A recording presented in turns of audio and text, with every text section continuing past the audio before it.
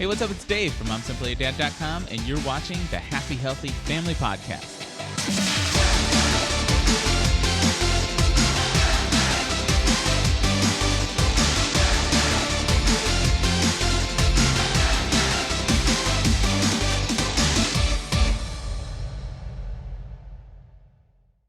Today, we are welcoming back Mr. Michael Max, our favorite acupuncturist and traditional Chinese medicine practitioner. Michael, welcome back to the Happy Healthy Family Podcast. Great to be here. Wonderful to be hanging out with you again. Indeed. I can't wait. So some of you guys might remember Michael from way back in episode 13, lucky number 13, where he gave us an intro into Chinese medicine, traditional Chinese medicine. But today he's here to talk to us about detoxification from the Chinese medicine perspective.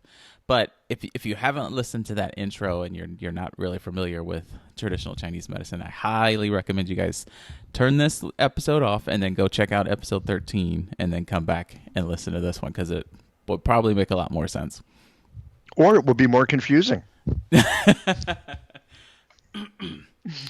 So just, for your reference, Michael, we've had, several shows on discussing some type of detoxification. So we've had things like the lymphatic system, which is how we detox our brain, and detoxing from toxic mold. And we've talked about tools like infrared saunas and ion cleanse foot baths and that sort of thing. So our listeners have a pretty good idea of detox from the functional medicine perspective.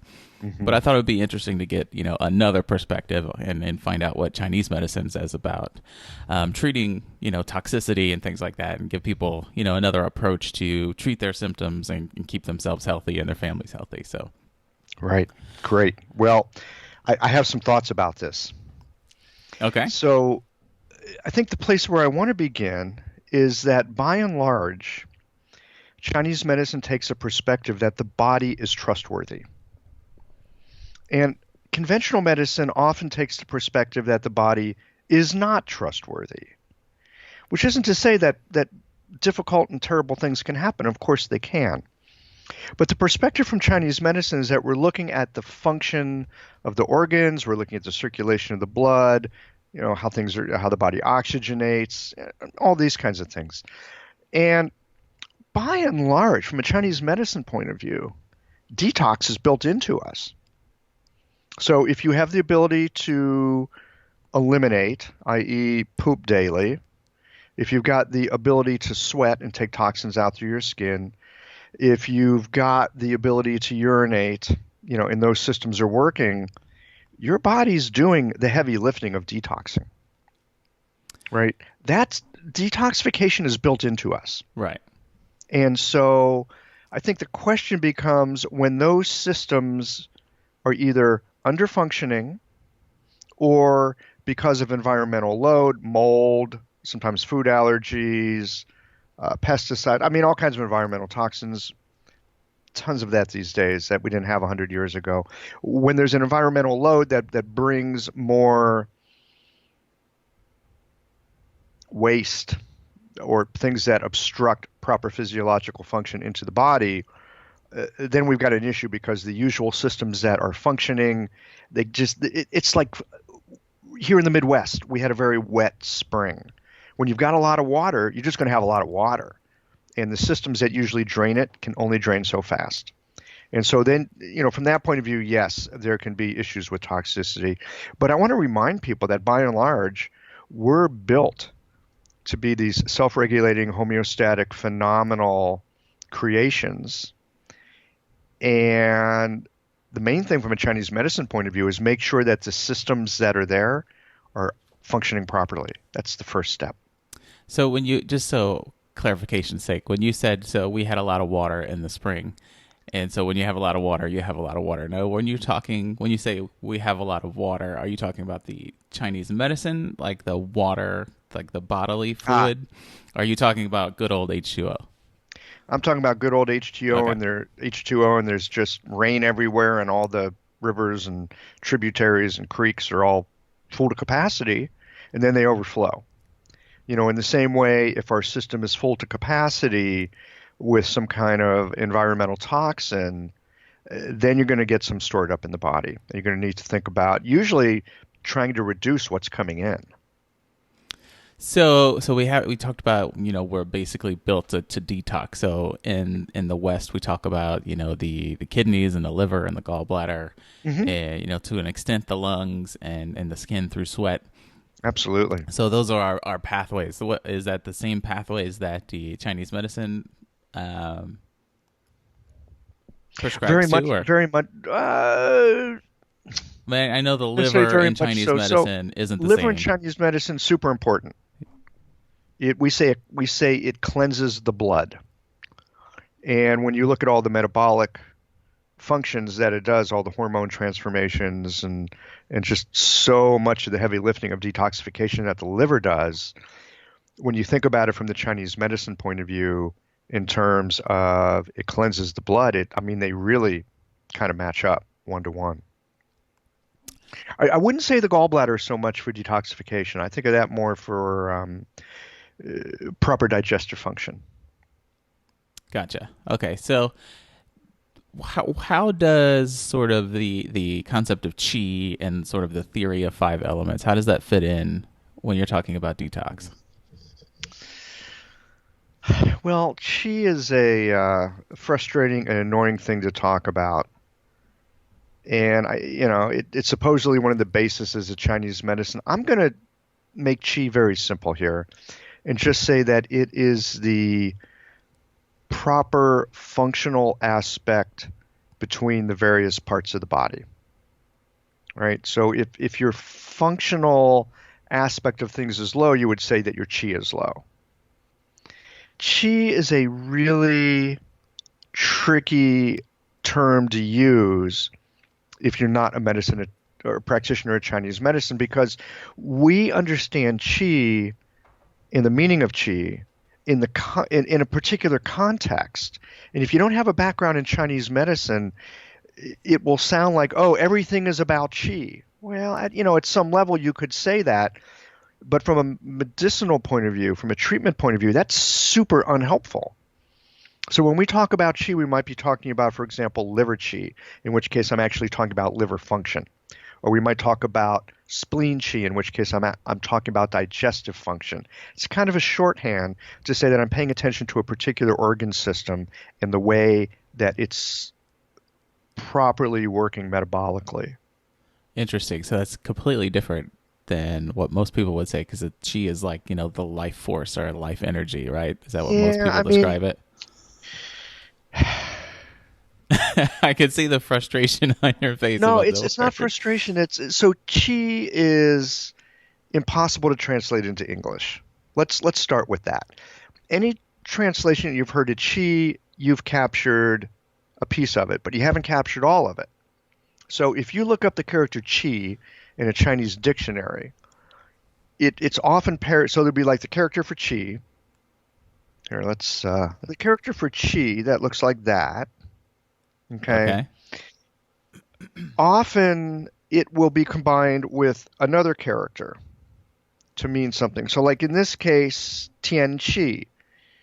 This first character here is sky. The second one is qi. You'll often see the word qi paired with other characters. This one, for example, means sky qi, i.e., weather. Okay. That's how you say weather.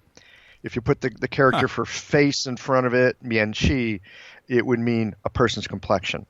And so the character qi takes on a particular meaning depending on what else it's paired with. So by itself, it's kind of undifferentiated. But when you pair it with something, you get a very clear sense that it's describing a functional aspect of something that you can be attentive to. Interesting. Now, what about there's And, something and one called? other thing I want to say is in a Okay. Chinese dictionary, you look up that character qi and then you look all the characters that it's paired with.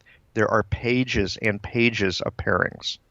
So again, it's what you're putting it with that helps to define it in a sense, and then talk about that functional aspect. Okay. So what about there's something called protective chi, which is supposed Yeah, to Wei Qi. protect us from external, what is it? It's external pernicious influences or something like that. I can't remember what Yeah, exactly it was called. well, external pernicious influence. Again, we're taking a Chinese phrase, translating it roughly into English. Some things don't translate really easily. So there's this thing called Wei Qi or protective Qi. Just think of that as any protective mechanism in the body. You could think of it as partly as immune system. You can think of it as just the body's ability to self-regulate itself and recover from or somehow mitigate the influences of something that is harmful to it. Hmm. Okay.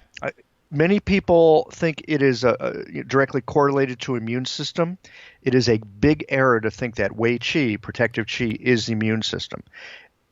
It includes the immune system, but it's more. Gotcha.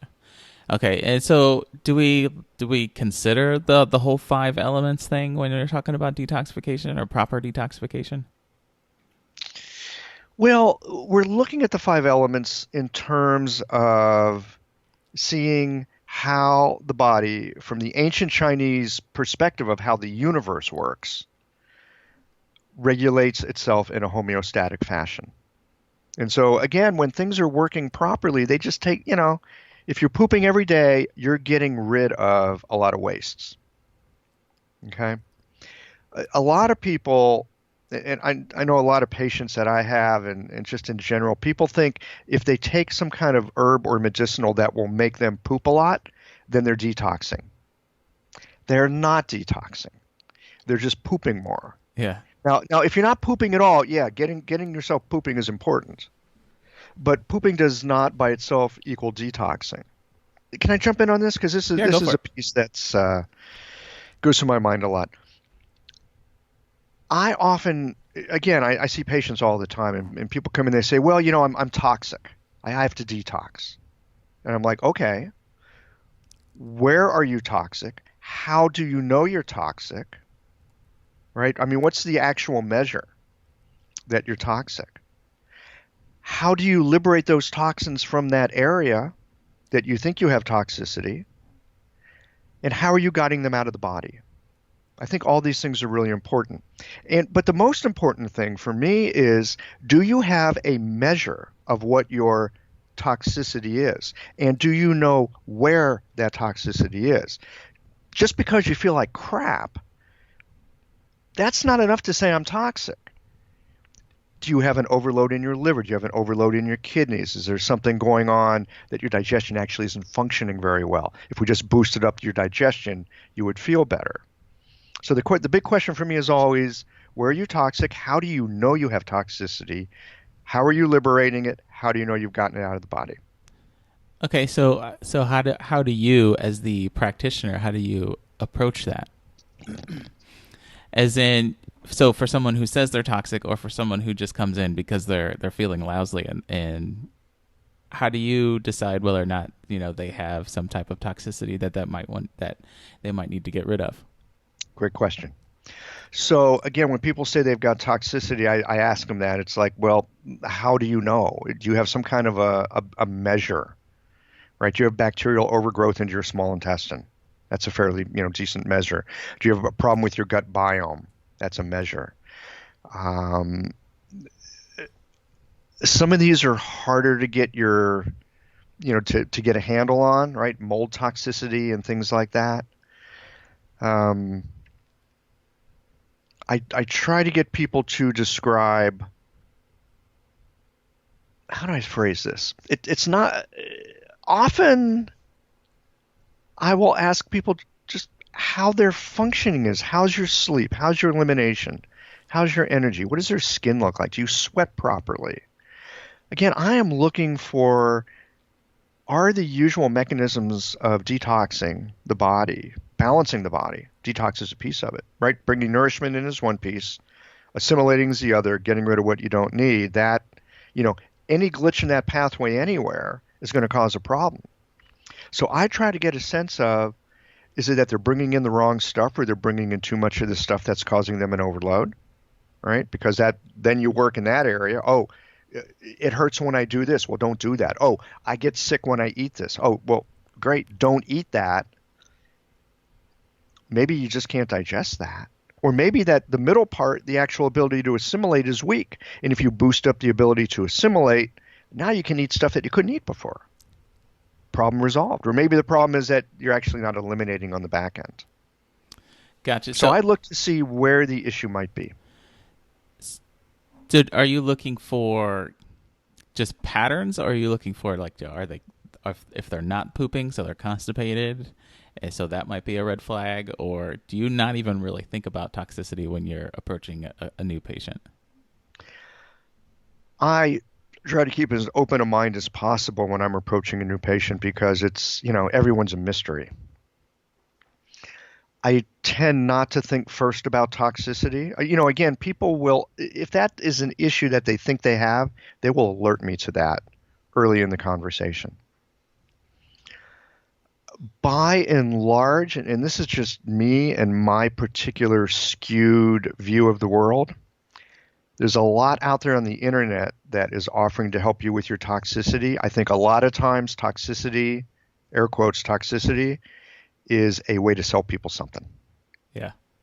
I think you have, and it's not to say that there are not issues where there are toxic problems. People have buildups of mercury. People have buildups of, pesticides. Some people are more sensitive, and so they can't handle as much of a certain exogenous chemical as somebody else can.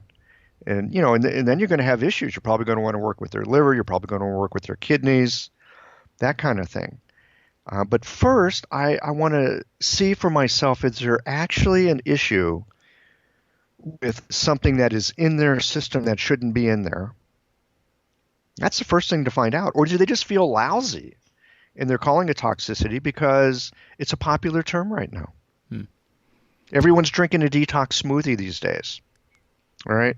They're drinking a cold, uncooked, raw vegetable, maybe with ice, healthy detox smoothie. I got news for you. If your digestive system is not up to snuff, that detox smoothie is going to mess up your digestion and make it worse. You're going to feel worse. You're not going to detox.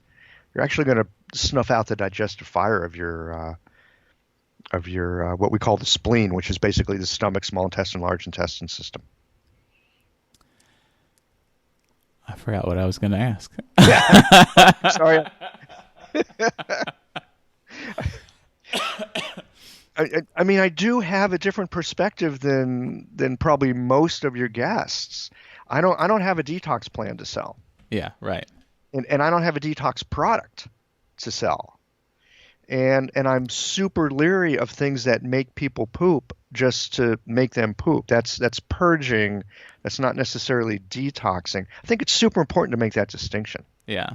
I mean, I kind of think, we live in a very, very dirty world, basically, and so I kind of think that we do need a little bit of support, and we need to make sure that those natural processes, don't get jammed up. So I do feel like, we need, a little bit of, if we're not getting outside, several hours a day, then an infrared sauna is probably a good idea, to help shake things loose and to make sure that your lymph fluid is moving and all that.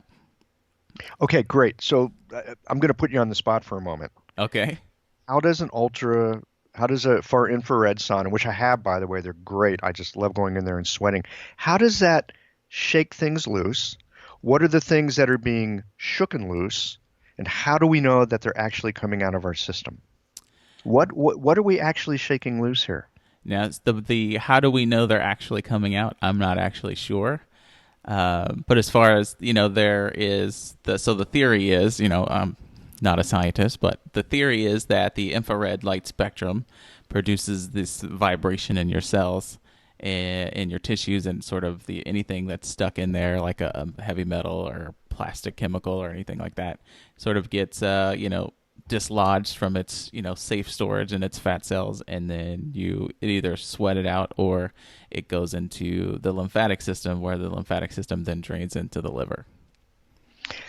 I don't know. Again, I'm a Chinese medicine practitioner, and I tend to spend my time studying more deeply in that. Again, and I don't mean to be troublesome and challenging. I ask myself these same questions about what is actually being, I mean, how do I know there's something in there? And how do I know it's coming out? I mean, a theory about wavelengths that are stimulating cells, I think I'd want to have some research that showed that. In terms of is stuff coming out, I know stuff is coming out. And how do I know stuff is coming out when I do a far infrared sauna? Because I can do this on my skin with my nails, and there's this, really gooey, slimy stuff that's come out of my body. So I figure that's probably a helpful thing, Yeah. I'll tell right? you that when I get out of my sauna and I towel off with these white towels and they turn Mm, brown, right. that's kind of like, oh my gosh, no, what was it? What is that? It's Yeah. literally brown and it's dirt. Yeah. I was clean when I went in there. Yeah. Yeah. Yeah. Yeah. Well, it's, one of the tremendous ways that our body has of taking waste out is through the skin, and either the skin breathes, so there's a bit of chi that escapes through the pores, but there's also the fluids that come out. And in Chinese medicine, we do talk about taking pathogens out of the body. They've been talking about that since the Han Dynasty, and they take it, and we talk about taking it out through the stool. So especially if someone's not pooping, you want to get them to poop. We talk about it coming out through the skin, through sweating. And although we don't use it that much these days, you can take it out through vomiting. Sometimes there are pathogens in the body, and they need to be vomited out. And you get those out. I mean, think anytime you had the flu or food poisoning, Right. you feel terrible. Yeah. Nobody likes to barf, but Yeah. after you barf, you feel great, Yeah. right? Because you've taken that toxic load of whatever that was that's been making you nauseous, and it's just gone. Whoosh, gone. I'm not suggesting people vomit every day. Yeah. Yeah. I'm kind of glad you guys don't do that anymore because it sounds miserable. Well, on rare occasions it can be helpful, but you have to be a pretty skilled herbalist to recognize when it's helpful and to know what herbs to use, and you have to monitor your patients pretty carefully for that. So it's not something you want to learn to do from the internet, that's for sure. Right. So so since we've been talking a lot about not pooping or getting the patient to poop, so what sort of do you use herbs, or is there certain like acupressure points or anything like that that helps you get your patients to go more regularly? Yes. So let's talk about herbs, and then we'll talk about acupuncture. Okay. So with herbs, in certain situations where things are really plugged up and dry, and people are kind of sweating and hot, and people get pretty fussy when they can't poop. There are some herbs that are basically purgative herbs that really force the stool out of the system. They bring water into the large intestine. They increase peristalsis, and it makes people poop. On a temporary basis, those can be helpful. You do not want to rely on that stuff long term. So temporary meaning like a couple of days or A a couple of week? days. Okay. A couple of days. Yeah. Now, and the reason you don't want to keep using that stuff is because it will make your large intestine lazy, and then it won't work without it. And you want it to work on its own. So the idea, I'm circling back to something I said earlier, is we're looking to improve the function of organs. And so sometimes improving the function of the digestive system, it's not about forcing the stool out the back end. It might be building up the digestive fire so that you just have more energy in the system. When there's more energy in the system, everything flows more easily through that system. Now, how So would sometimes there's a blockage and you got to like bang it yeah, out. yeah. Other times everything's just kind of weak and you have to build it up. Those are two different kinds of herbs.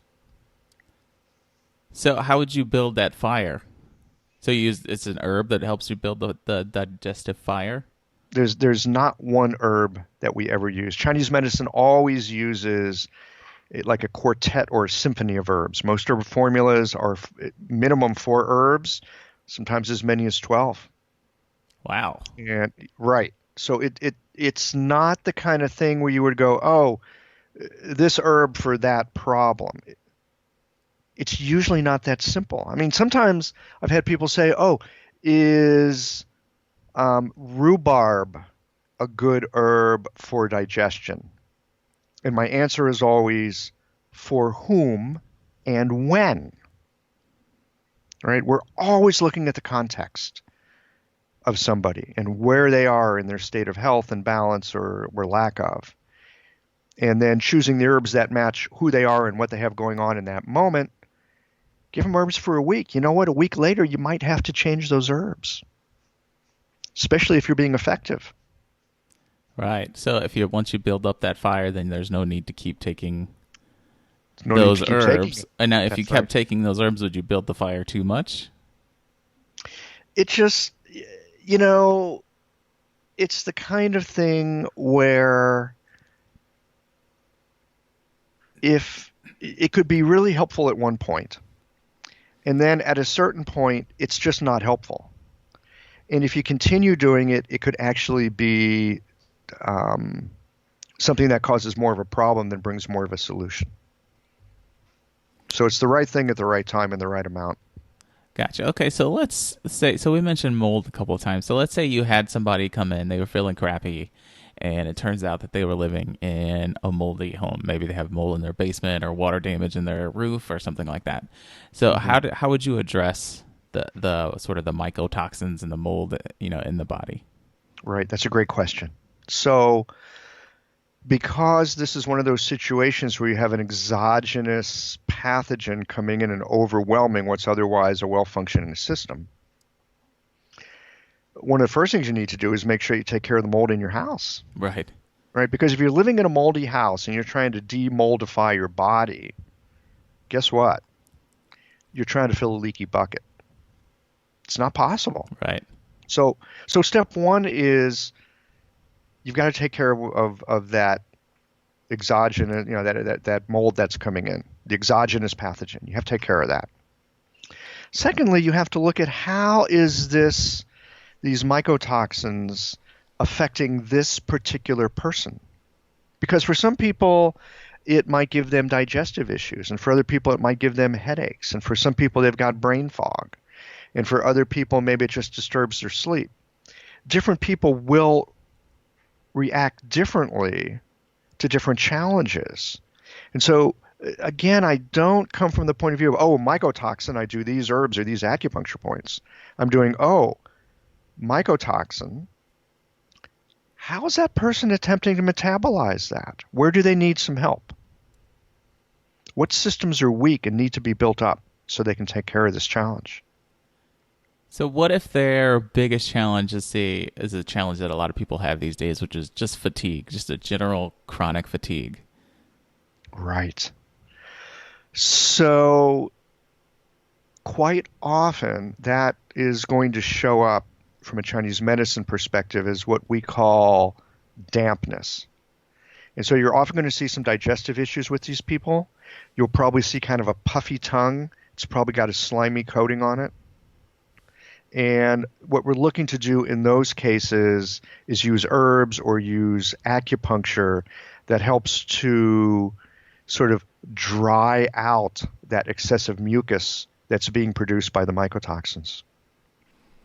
You dry out that mucus, you get rid of that extra fluid that's not physiologically helpful, and people will naturally have more energy because that extra dampness in the body is what's causing them to feel fatigued and heavy and have body aches and brain fog and all that stuff. It seems to make sense that living in a moldy environment could cause a damp internal environment. Am I Spot on. making those connections? Okay.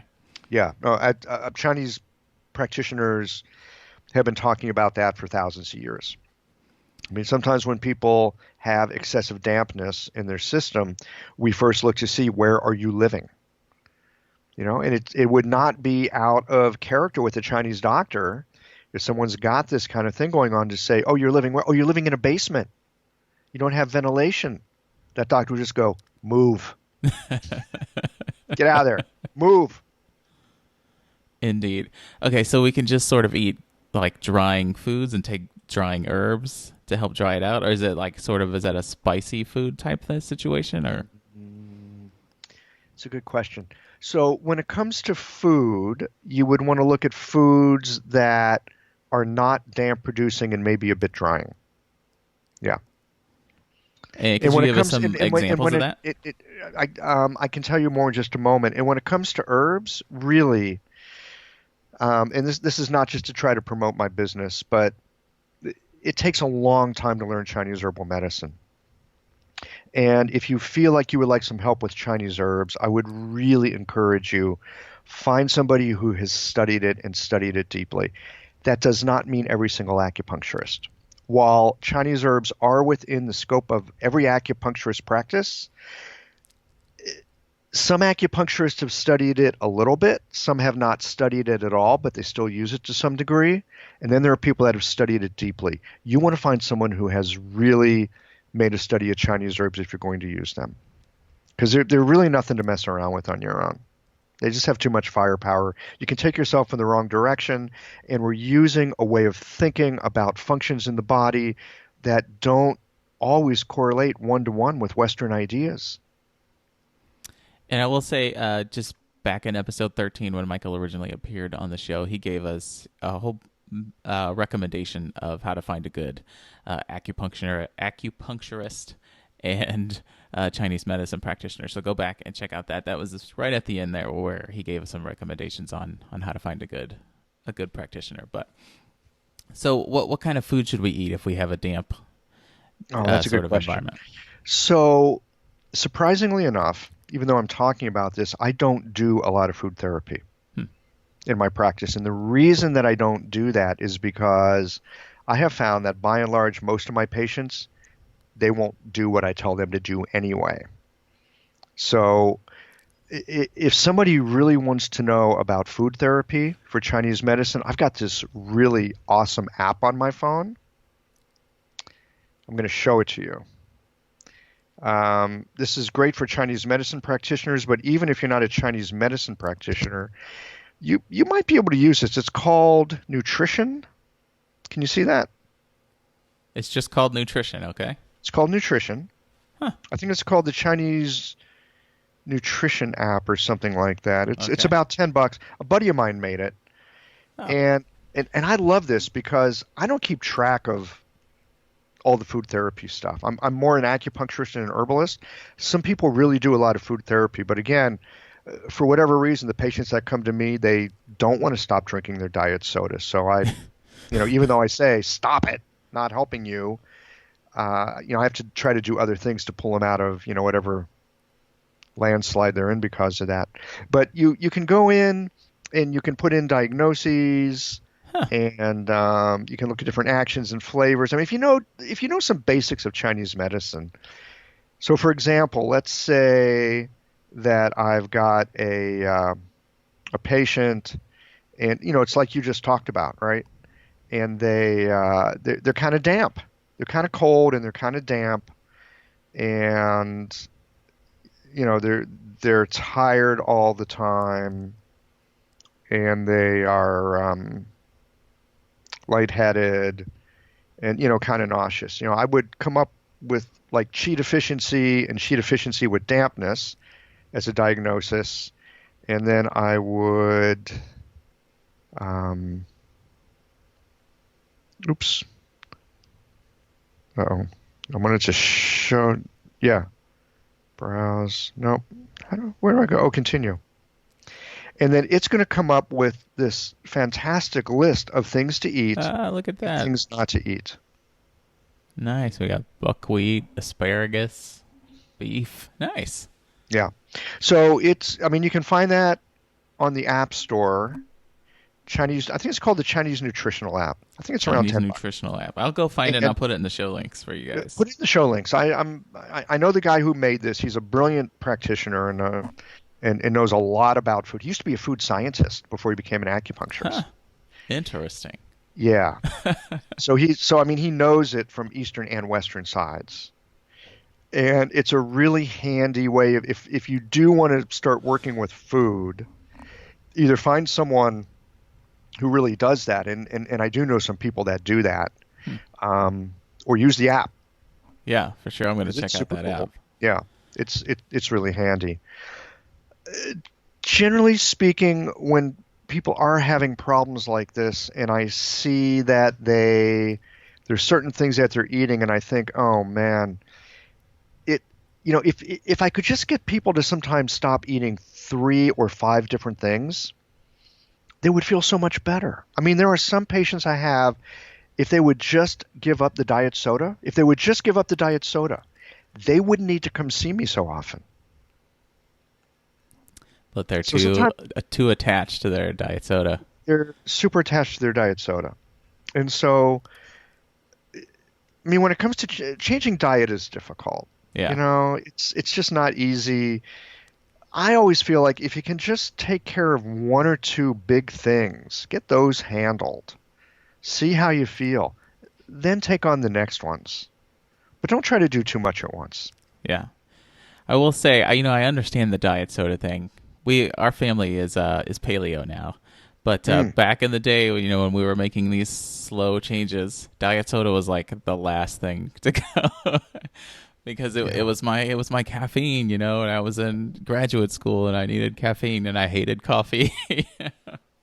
Right. I mean, we often have good reasons for these things. I'm thinking about a patient of mine.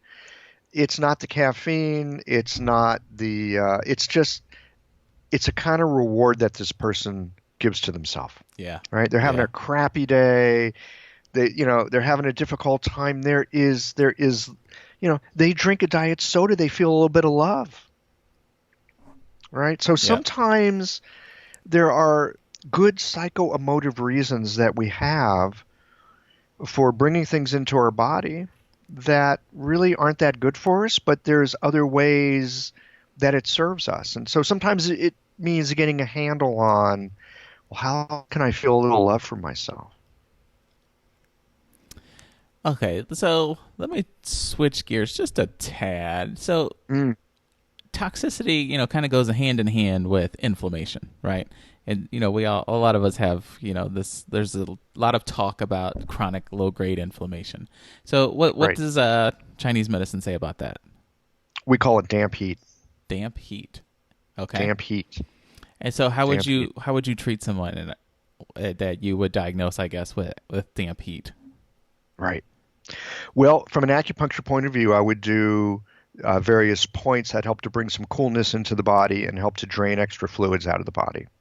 And with herbs, I do the same thing. There's certain herbs, they tend to be very bitter. They are not fun to drink, but they will pull some of that heat out of the body, pull some of that extra dampness out of the body, and that takes care of the inflammation.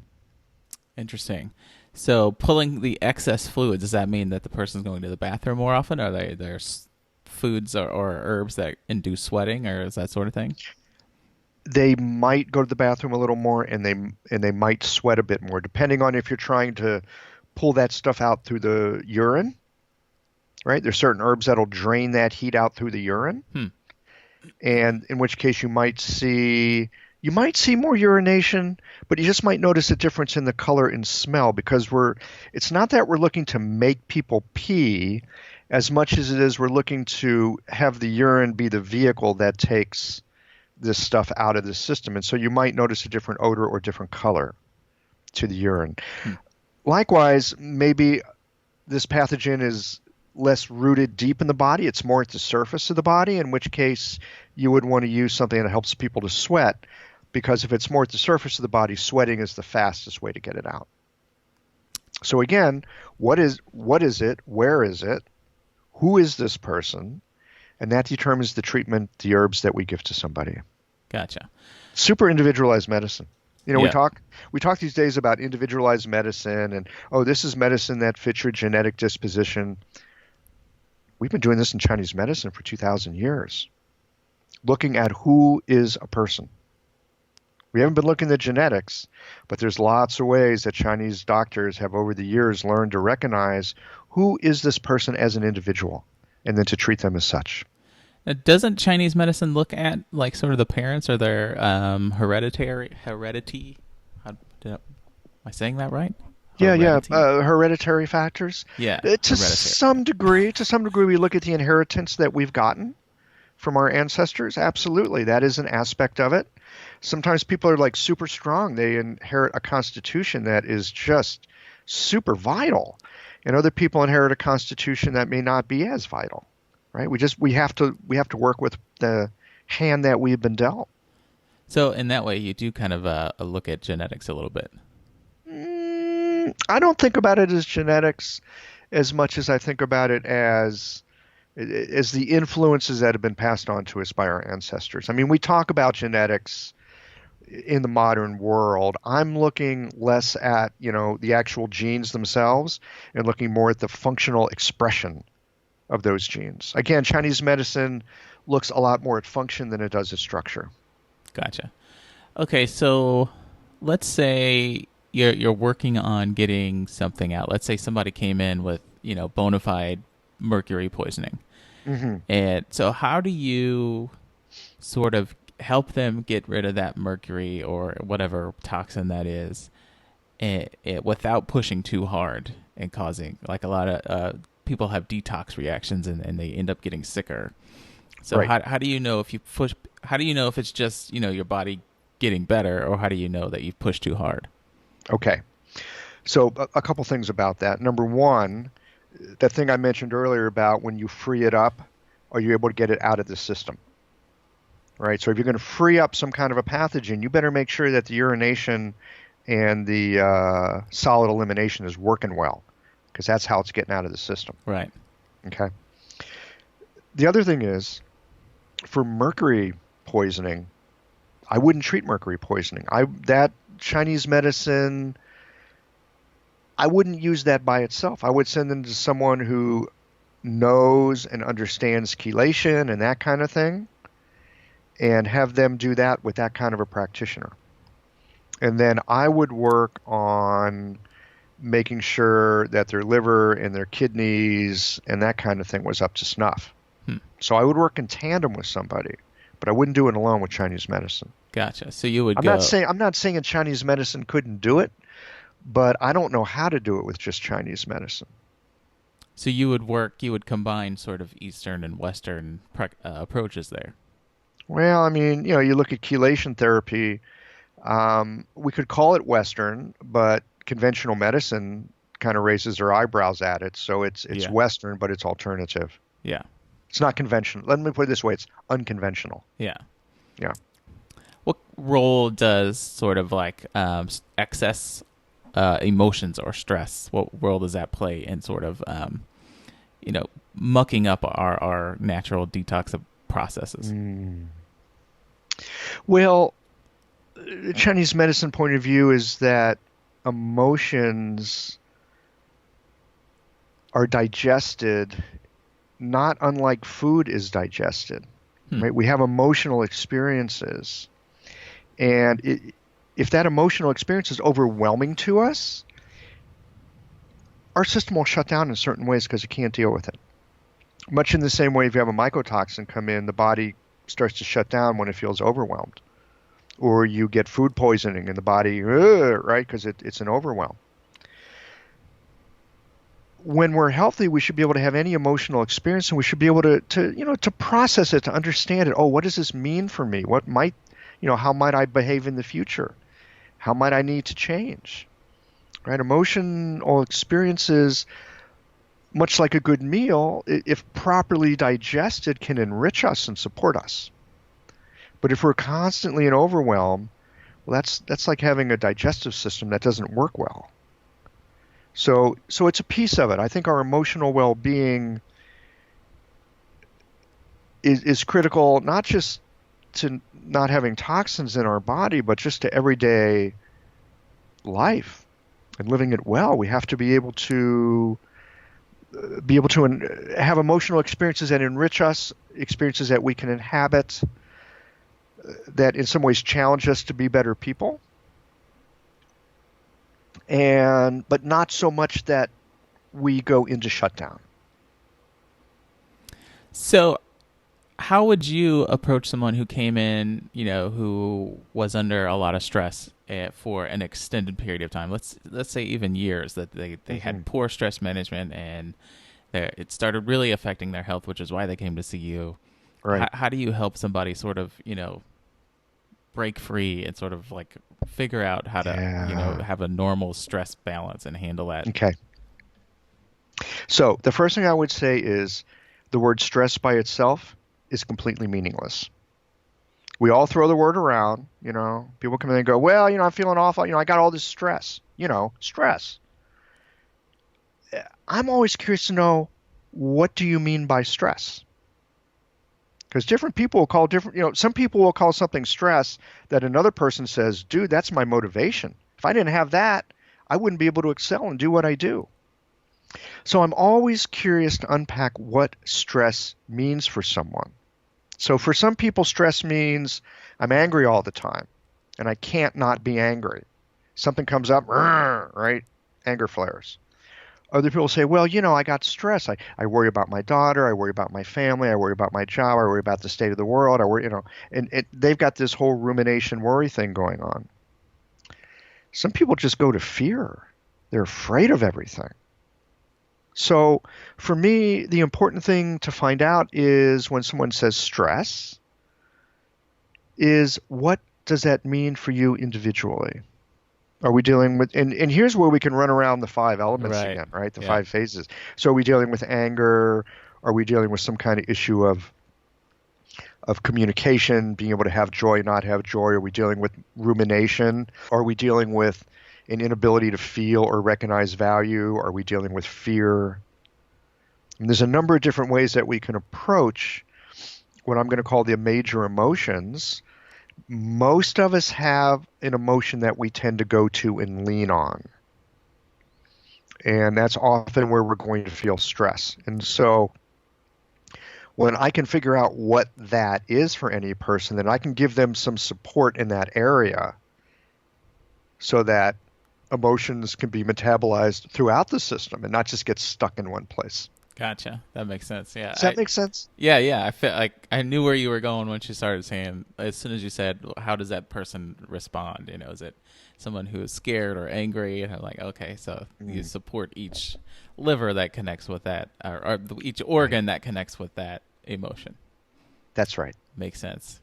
Okay, so 2 more questions for you. I'm reading a Yeah. book called Toxic, and I'm read very little of it, but in one of the chapters he talks about needing to reboot the nervous system, as in because the cells are still in stress mode. They're still what they're called cell danger mode, and even though whatever, if it was a pathogen and it's died and gone away, but the cells are still like freaking out because they still feel under attack. Yes. And so the nervous system needs to be reboot. And one of the things he recommends is acupuncture. And so I'm curious your opinion on how does acupuncture help sort of reboot the nervous system? Yeah. Great. So first of all, it's always interesting to me how as human beings create technology, we start to think of ourselves in terms of that technology. So, back in the late 1800s, we started looking at the body as a machine because we're building steam locomotives and steam turbines and things like that. Now we've got this computer technology, so we talk about the nervous system or the brain as being like a computer. We're going to reboot our system. So the first thing I want to say is we are not machines. But we often talk about ourselves as a machine, right? Yeah. We often do. And I think that is something to be mindful of. Because we're not machines. We're these incredible living biological miraculous beings, more mysterious than known, especially to ourselves. And I think bringing some aspect of that mystery into our life is helpful. We all want to know what's going on, and we all want to try to fix our problems. And, this thing right up here wants to really feel like it's in control. And I'm not saying that there's not a place for it. There is. I just want to suggest that we leave a little room for not knowing, a little room for mystery. I think that's helpful. I think I'm going to get to the acupuncture piece in a minute. I'm not trying to take us off the rails here, but I do want to suggest that a meditative practice, I think, is super helpful for taking the static out of our nervous system. And the reason that I think it's helpful is because A meditative practice is not about like feeling floaty and calm. A meditative practice is recognizing that we have all these stories floating around in our head and we're having emotional reactions to the stories. And most of the time, we're paying attention to the emotions we have and we're not recognizing the story. The wonderful thing about meditation is we begin to recognize the story. And the wonderful thing about meditation is we can begin to recognize, oh, I'm just thinking a thought, and you drop the thought. It's the practice of dropping a thought. And I think that can be super helpful for exactly what we're talking about here with our nervous system. It's a way that we can help self-regulate the nervous system. I'm getting back to the acupuncture here, I promise, but give me just another moment. Let me ask you a question, Dave. Is 1% a lot or a little? 1% of what? That's the right question. That's the right question. 1% of what? I mean, 1% of a billion is still a lot. 1% of a day. 1% of a 24-hour day. Is that a lot or a little? 24-hour day. 1%, a lot or a little?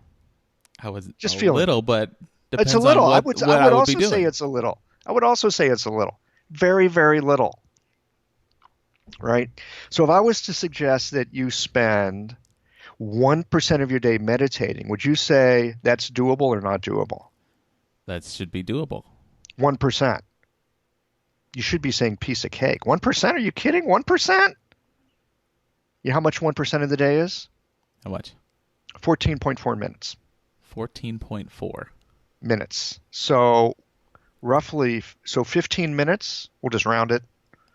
It's 1% of the day. If you give 1% of your day to meditation, it will really help your nervous system. And then you won't have to go see an acupuncturist. Now, as to how acupuncture does it, acupuncture has this way, when it's performed properly, of dropping people into a deep state of internal coherence with themselves. It's somehow, and I don't even know the mechanism. I just know it does. It will drop us into a state of coherence.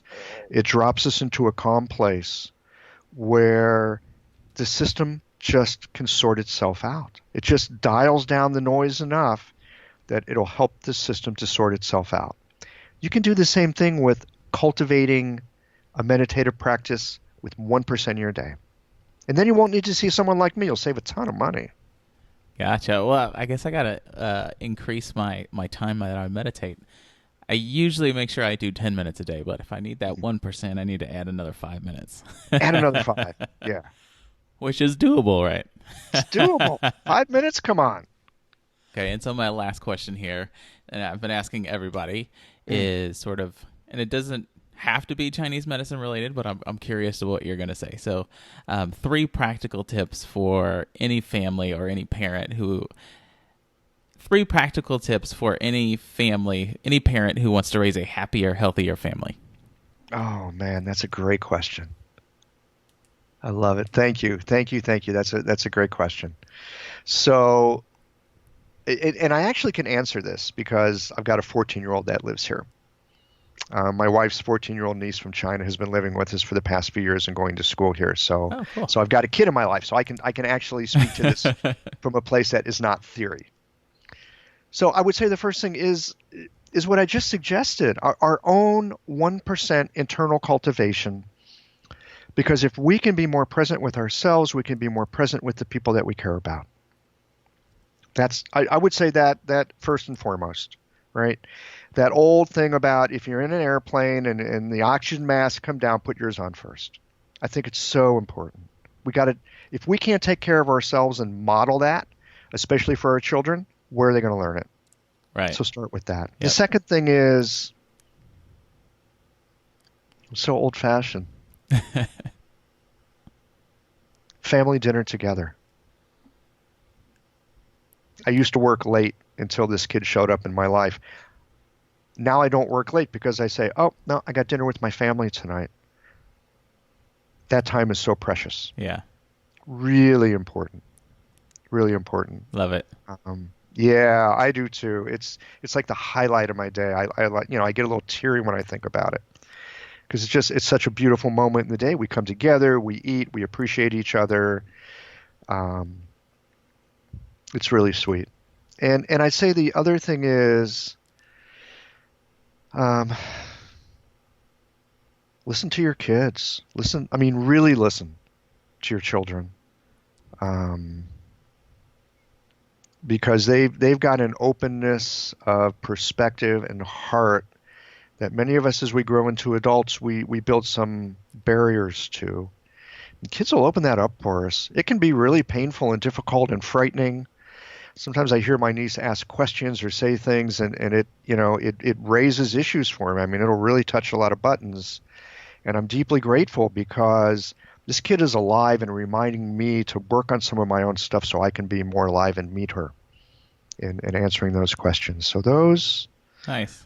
yeah, those are the three that I would have. And those are certainly practical. I think everyone can do that now. Just listen, spend time with them, family dinner, and take care of yourself. Give yourself that 1% so you can Yeah, give the other 99 to your family. that's right. Oh, and one more thing, you just used the word listen.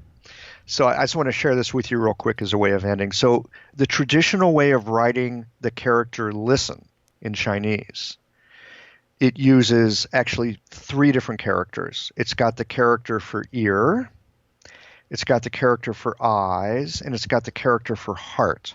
So if you look at the character for listen, you'll see that it gives you instructions for how you listen. You use your auditory, you use your visual, you use your heart. That's great. I love that. That's so cool. Okay, and so you don't really see patients sort of virtually, right? Because, I mean, you're an acupuncturist. You can't do virtual acupuncture, right? I can't do virtual acupuncture. No, I mean, sometimes just having a helpful talk can be enough to get people going in another direction. But no, I don't do any virtual work other than the podcast that I do, which Yeah. is mostly for acupuncturists these days. And that Um, is called Qiological. Qiological. It's deep and geeky in Chinese medicine. But there's another one that I retired, but it's still up and you can listen to it. It's called Everyday Everyday acupuncture. Acupuncture. Yeah. And there's a lot of good stuff there for the everyday listener. And that's how Yeah. I first discovered you, actually, is through that podcast. And I'll occasionally tune into your Qiological podcast too. So it's not too geeky, I don't think. Really? I Okay. don't think so. I mean, sometimes then I'm like, I'm not really sure what you're talking about. But those are the ones that I don't usually listen to. So, Yeah. but all right. So I know your day is booked. So I'll go ahead and let you go. I thank you for spending an hour with us and talking to us all about detoxing, air quotes, as far as Chinese medicine goes. So, Well, thank you, Dave. It's always a pleasure to hang out with you and talk. And I hope your listeners have found this to be helpful. oh, and I'm sure they did. So yeah, we'll put his everyday acupuncture and his Qiological in the show notes. And then, so until next time, Michael, you have a good day. All right. Thanks so much. Bye.